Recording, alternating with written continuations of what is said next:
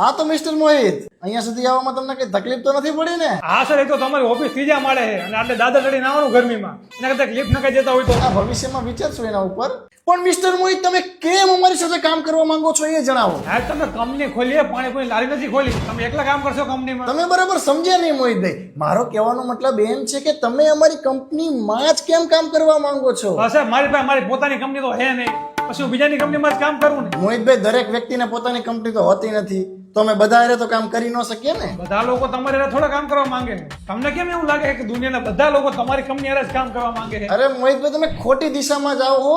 કંપનીને ખબર જ છે કે બધા વ્યક્તિ અમારી હારે કામ નથી કરવા માંગતા. હા તો સર, જે લોકોને તમારી સાથે કામ કરવું છે એ લોકો સાથે કામ કરો ને. તમને પ્રોબ્લેમ શું છે એમાં? મોહિતભાઈ, તમે સમજો, તમે આ જોબ શું લેવા કરવા માંગો છો એ જણાવો, એમ પૂછું છું હું તમને. પૈસા માટે. મોહિતભાઈ, ઘડી તમે પૈસાને ભૂલી જાઓ અને હવે જણાવો કે તમે આ જોબ શું લેવા કરવા માંગો છો. નહીં, મને પૈસા ન મળે તો ભાઈ જોબ શું લેવા કરવો? એના કરતા હું ઘરે કામ કરતો જ તો ને. હવે તમે કયા પ્રશ્ન પૂછું? હવે પ્રશ્નમાં શું રાખ્યું હોય? ડાયરેક્ટ કામે જ રાખો ને સાહેબ. You are expired. એને હાયર કહેવાય સાહેબ. નોકરી રાખી લીધો તને એમ કહું છું. પગાર કેટલો આપશો સાહેબ? 15,000.